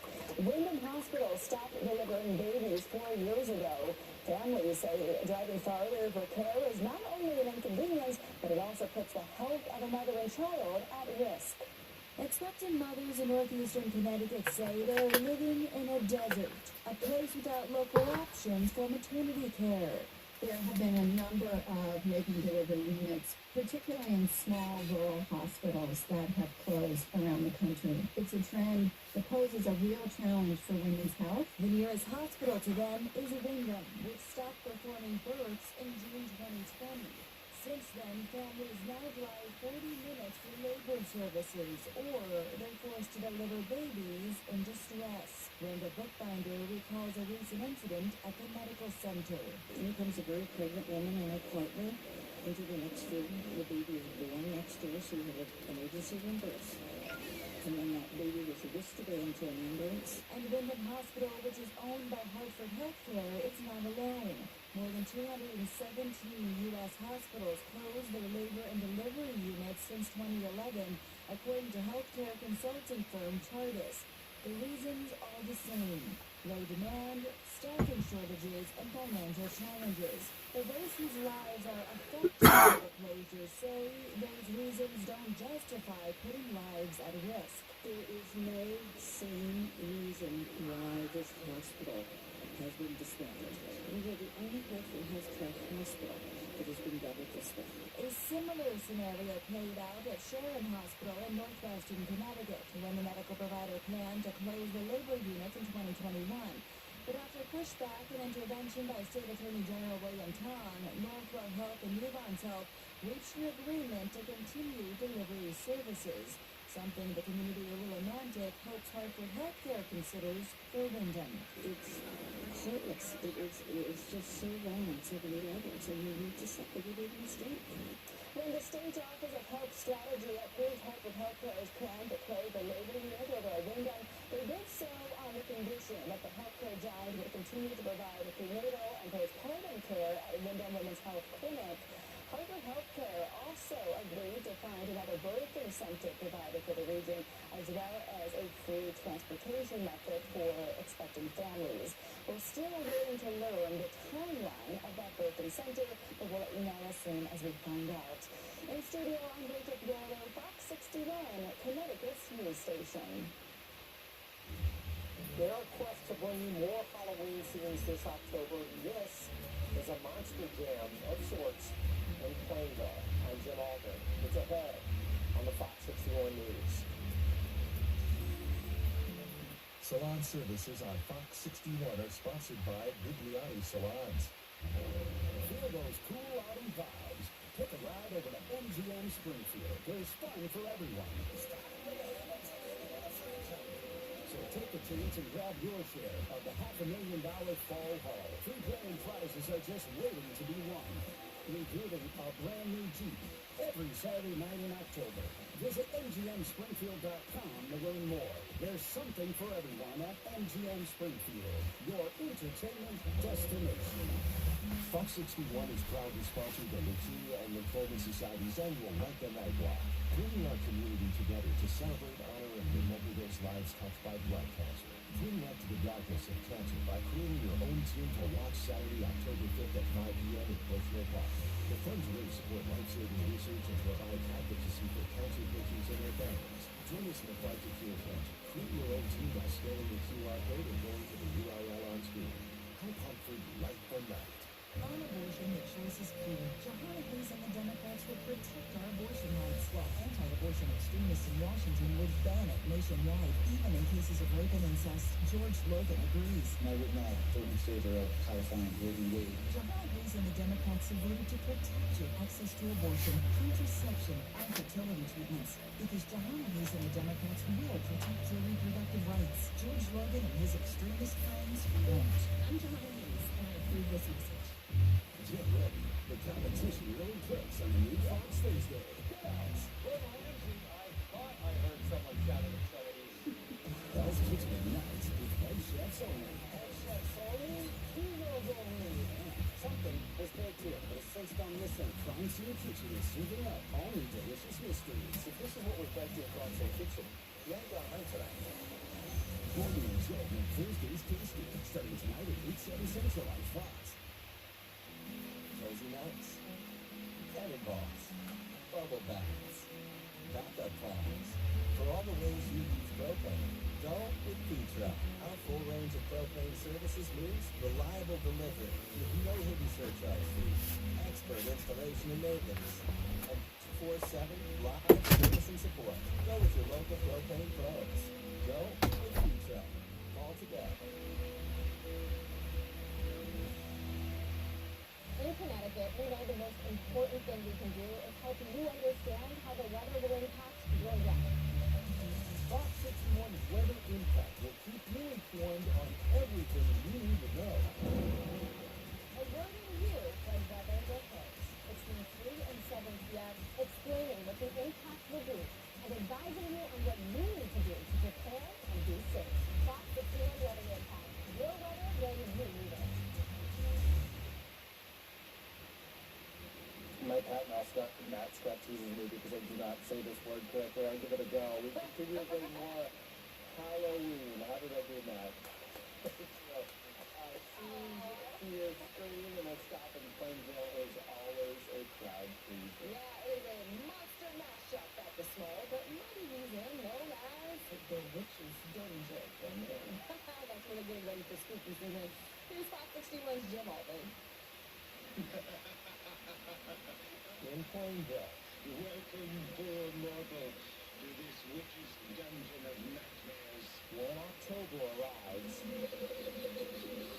it becomes the witching hour for weeks. Karloff, Cheney, Lugosi, no surprise.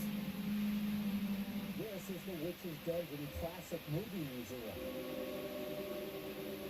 A place dedicated to both the silver screen and Halloween. This is the 58th consecutive year I've been doing the Witch's Dungeon. The local haunt, begun by Hollywood makeup artist and special effects sculptor Cortland Hall, continues to bring the undead back to life. You get to see original props that were actually used in films that bring you back to the era of the classic horror films. Candles flicker, but the spotlight is bright. The idea is to return those supernatural stars of the celluloid era to center stage. And we get people from all over the country that visit too. Just recently we had people from Arizona, from Ohio. You're always looking to acquire new pieces from all over the country. We've never seen this before. No, that is new. That is the gold helmet from Davy Oster's that was worn on the robot. And that actor was 7'7" tall. And with the helmet on, he became 8 foot tall. Apparently, the devil is in the details. here there's a chance to treat about the beauty of the beasts. This is unlike any Halloween exhibit. It is a tribute to the artists and the makeup artists, as well as the actors that appeared in the classic horror films and science fiction films. It's a journey back in time through movie history. In Plainville, in Fox 61, Connecticut's news station. Okay. I have to go. All right. I love spooky season. It's a great bright spot as we kick off Downstream Awareness Month coming up at 6 and a lot more to get to. But be sure.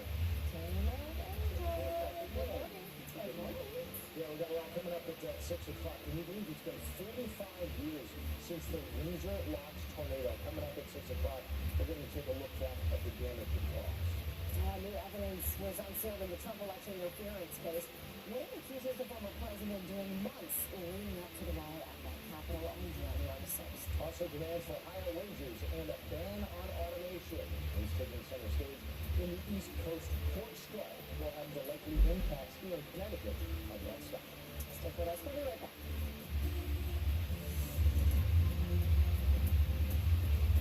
With the changemakers and innovators making a direct impact on our local communities at the 2024 Impact Awards, October 25th at the Hartford Marriott. Get your tickets today. Presented by Fox 61 and United Way of Central and Northeastern Connecticut. The DEA announced today that they've arrested a large-scale narcotics trafficker. An epidemic of fentanyl-related deaths. Distributing kilogram quantities of fentanyl in the Hartford area. That Jahana Hayes was the only member of Congress from Connecticut to oppose the bipartisan bill to permanently classify fentanyl in the most dangerous category of drugs. The only one. How many more must die, Jahana? NRCC is responsible for the content of this advertising. Hey, this is Luke Combs. This is Katie Underwood. Hey, this is Thomas Shedd, and you hear my music, you know you're listening to Country 925. Country 925.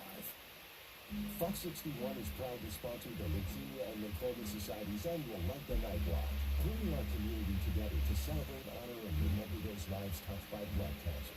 Bring light to the darkness of cancer by creating your own team to walk Saturday, October 5th at 5 p.m. at Berkshire Park.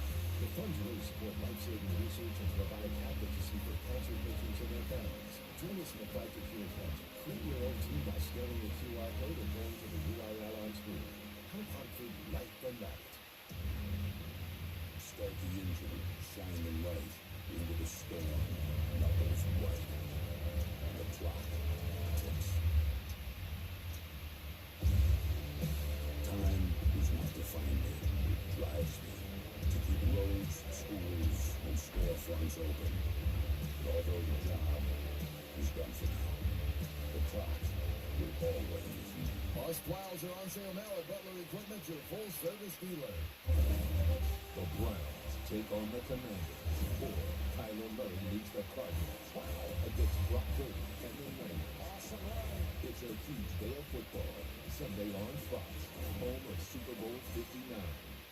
Fox 61 Weather Impact Alerters. They alert you when weather will impact your community. With extreme heat on the way, we are calling for weather impact alerters.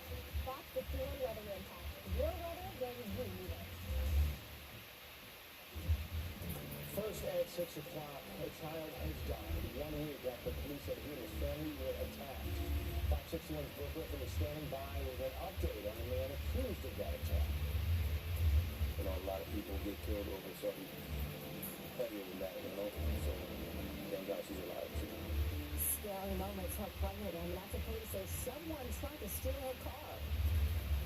The longer it lasts, you'll see prices for other goods and services start to rise. Yeah, there are supply chain concerns because of the backlog at 36 ports along the East Coast. We'll tell you what the longshoremen strike could mean for you and for all of us. All morning, this is Fox 61, Connecticut's news station.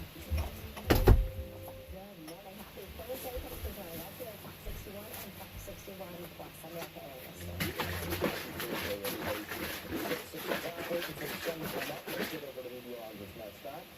How is it out there relative to how it should be this time of year? Well, you're pretty average. Now,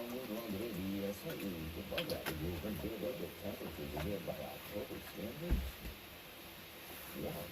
Same old what we've seen all week. Mixture of sun, decent amount of clouds here and there, but nothing in the way of rain. We're going to turn up the heat a little bit by bit. Next cover.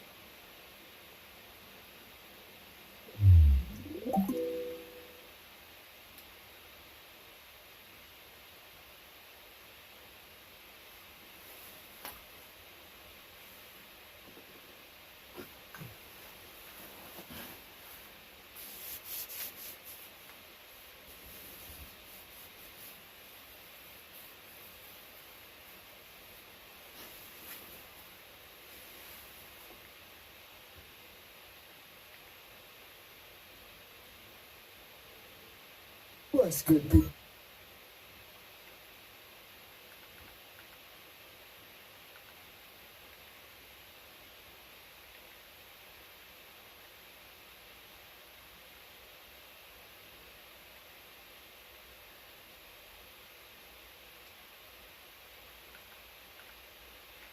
With the Duster, you get food you can bomb a cruise at. Swiffer, love it for your money back. You could be using your City Advantage Platinum Select card to keep up with your adventurous eater. And if she wants to try everything everywhere, you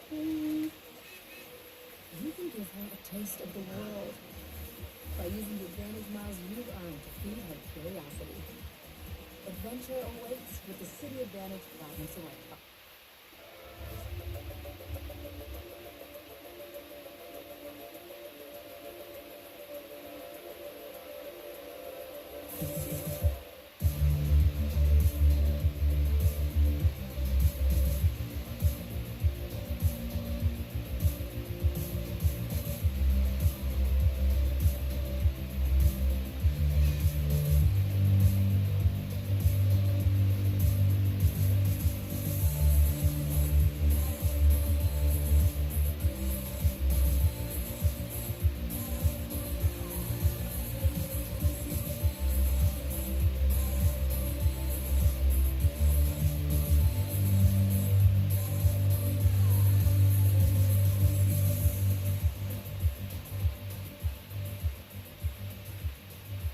Hello, my name is Terry Ellis, and it's that time of year again when I'm out in Munich, Germany for the High-End Show 2022. And the last time I was here was back in May 2019, so there hasn't been many hi-fi shows. There hasn't been a high-end show for several years, and I always love being here at the high-end show because there's always so many interesting people to meet and hi-fi systems to look at and listen to. Really elite level stuff, and this is a hi-fi show where 99% of the stuff here is not affordable to 99.9% of people, but I don't think that really matters because it's always a great opportunity to come and look at and listen to what the industry can produce, what is the best products and best speakers, amplifiers, stacks, etc. that this industry can produce. What does elite level sound actually sound like? And it's always, I think, very informative, interesting and useful to listen to. And if you look around me, behind me there, you can see just one of the areas of this amazing hi-fi show. And the hi-fi show is actually broken down into 4 areas. You have the ground floor, which is called the halls. And in the halls there are what seems like kind of sections or stall-type areas where manufacturers are talking about their products and showing customers their products. But in between all those, there are some dedicated listening rooms where you can kind of go in and get a fantastic demo. And some of those rooms have great sound. But as you come up in the MOC, you have 2 of the areas that you can see behind me, 2 atriums, where there are a series of rooms with manufacturers showing their systems. But from there, if you come up another flight of stairs, up to where I am now, there are corridors with lots and lots of rooms along those corridors with different manufacturers showing and demonstrating their systems. So I think if you visit the MOC, visit the high-end show for the first time, it can all be a little bit confusing, but my advice is don't forget the halls at the bottom, and definitely don't miss the corridors that are tucked away, because down there are some of the really high-end, really interesting brands, and all those rooms have manufacturers really go to a lot of effort to try and make those rooms as good as possible, as decorative as possible. Some of them fill them with acoustic treatment, so the high-end show is really where the industry goes to town and tries to make this the greatest show that they possibly can. So I do think it is a hi-fi show that everybody should try and attend at least once in their lifetime. So in this video I'm going to try and give you, I suppose, a grand tour really of the high-end show 2022, and then I'm going to talk to you about different systems and interesting bits and pieces of some of the standout highlight rooms for me, and yeah, I hope you enjoy the video.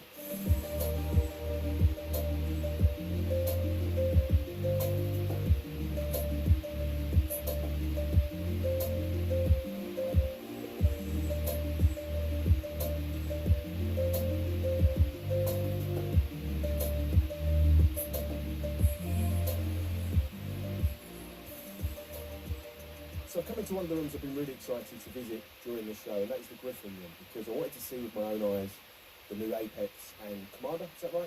Preamplifier. Because I was thinking you already had the Mephisto, you know, it's flagship, or was a flagship power amplifier, and the Pandora preamplifier, and I'm sure most audiophiles would say that's good enough room. So why bring out a whole new flagship range of products? Both Pandora and Mephisto have been in the production for a very long time. We want to take the best parts from the Mephisto, the best part from the Antillean Evo, and the now discontinued Colosseum. Put all that into a melding pot, you know, stir it around and look what comes out at the other end, and that was the Apex.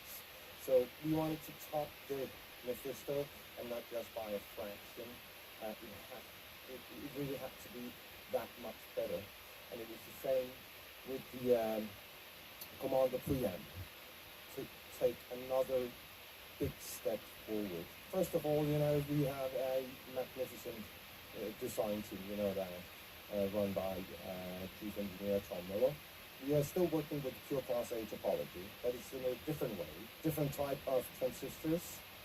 We have ramped up the power capacitors, different trafos, so now we are running with 1 farad power capacity in a stereo block and 210 watts pure Class A.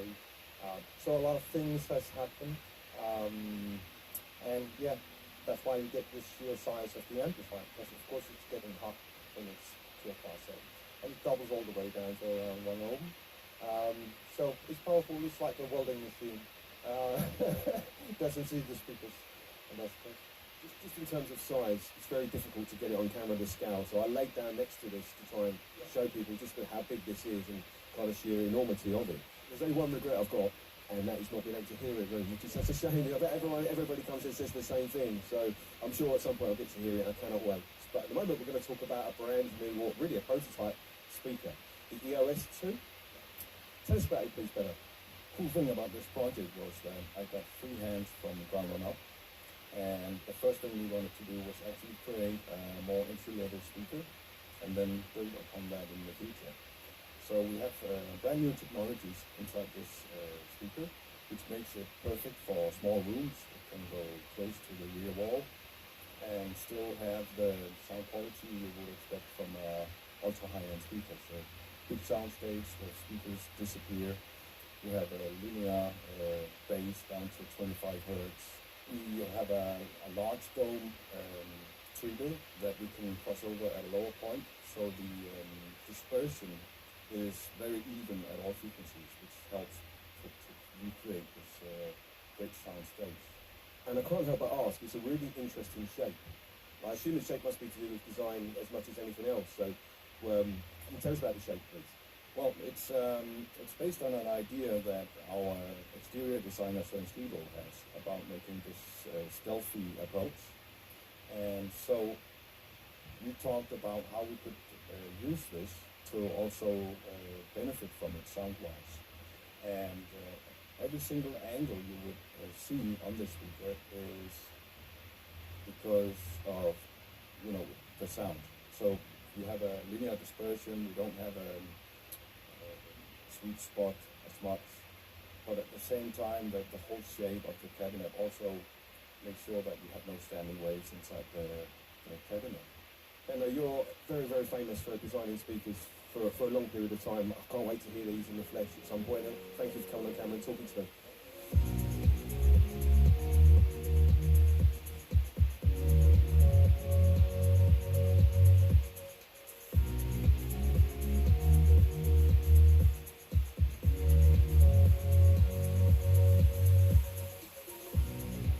So I'm in the Chord Electronics room with Morris And you guys are demonstrating and showing a number of products, but new product-wise, you're demonstrating the Ultima Pre 3, which is a really interesting new product for Chord Electronics, but I know very little about it. So can you tell us about it, please, Mike? Thanks, Terry. Thanks for coming into the room and making this video with us. So yes, this is our Ultima Pre 3 analog preamplifier. A very important product for Chord Electronics because it fits with our Ultima stereo power amplifier ranges. And obviously, as you can see here, we've got M-Scaler Dave, which is then going into the preamp and then developing down to the power amp to then power the loudspeakers for the demonstration here. Interesting on the design cues, so the ALPS pots that we have inside for both the volume control and the balance are very, very high quality. The op amps that we're using inside are made in Japan for us, and they're very high quality and very, very flexible. You'll notice the colour cues that we do like to use at Chord Electronics. So not only is this the volume control, but also you can click and that is your input, and you can see the colours changing there, hopefully. Similarly on the balance, if you were to push in the balance, that becomes your AV bypass switch as well. So if you want to use the preamp in an AV system as well as a stereo system, you're completely able to. Half height design, which we think works really well, and we think the light ball obviously complementing with the stereo power amps, and obviously will also match with any of our mono power amps as well.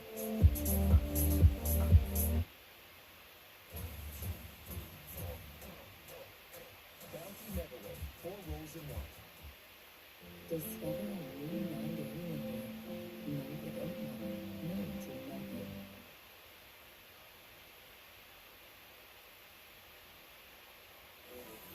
Nature-made gummy vitamins. Self-care made easy. Steven Barberino, Toyota Bristol. Huge savings event. Up to $3,600 extra great savings. Every Toyota stock order will have huge savings. Hurry now through Monday. Reserve your 24 Land Cruiser. Call 860-584-7333. Steven Toyota Cadillac Buick GMC Route 6, Bristol.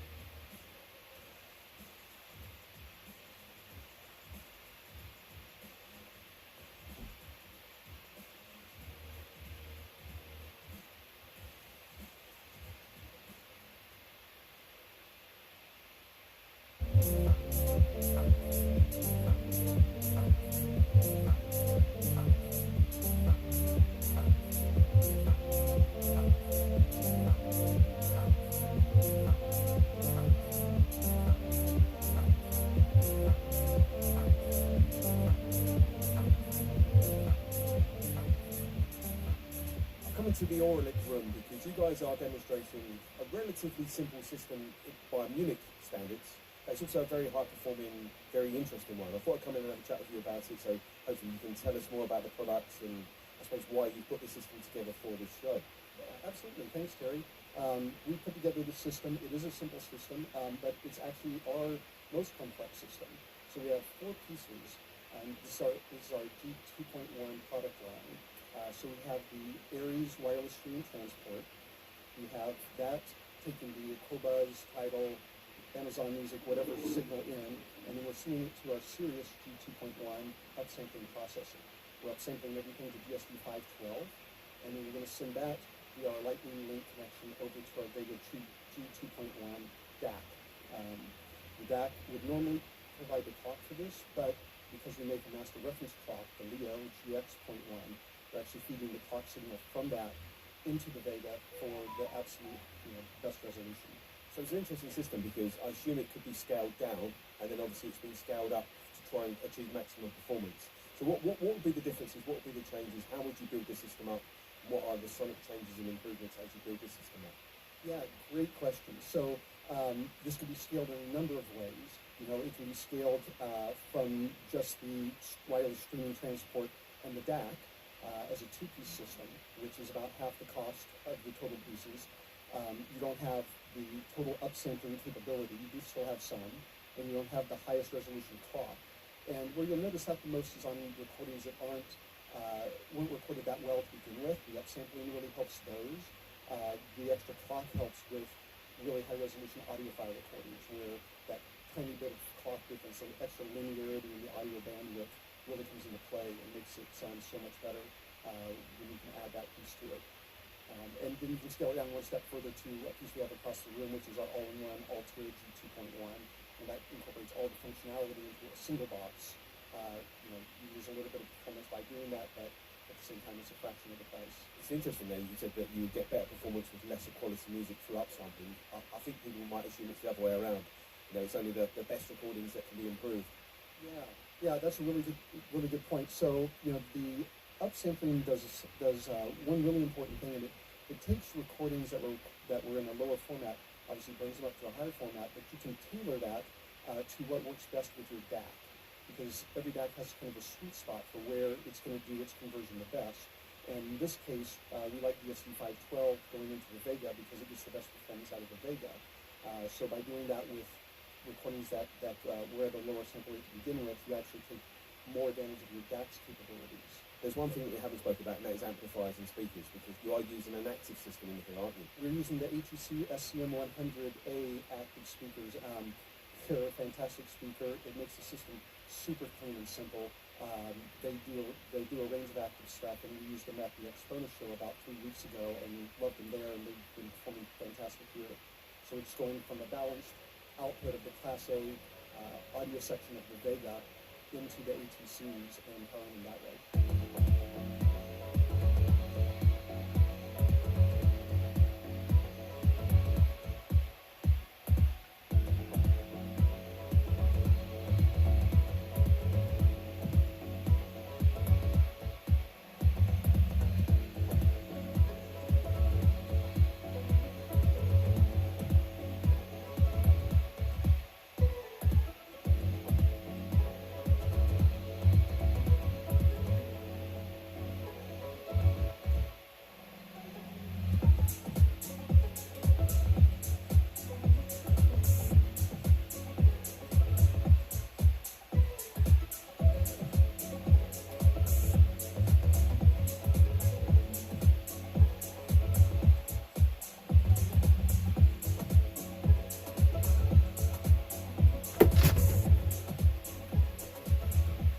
Stop by the Audio Research booth to talk to them and find out more about their brand new i50 integrated amplifier, because Audio Research is a brand that's synonymous with hi-fi. It's got a huge legacy and history, but this is an interesting amplifier because it's the most affordable.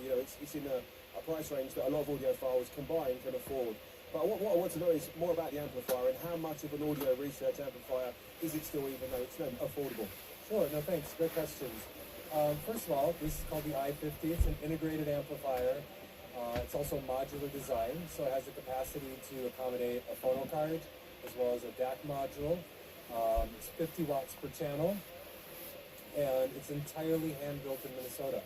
So it's 100% Audio Research DNA, from the beginning all the way to the end process. It follows the same procedures, the same methods, everything that our reference gear follows. So to your point, yes, it's about as Audio Research as we could make it. We even sourced as many parts locally as we could. We built a finishing studio so we could paint it in-house, so all these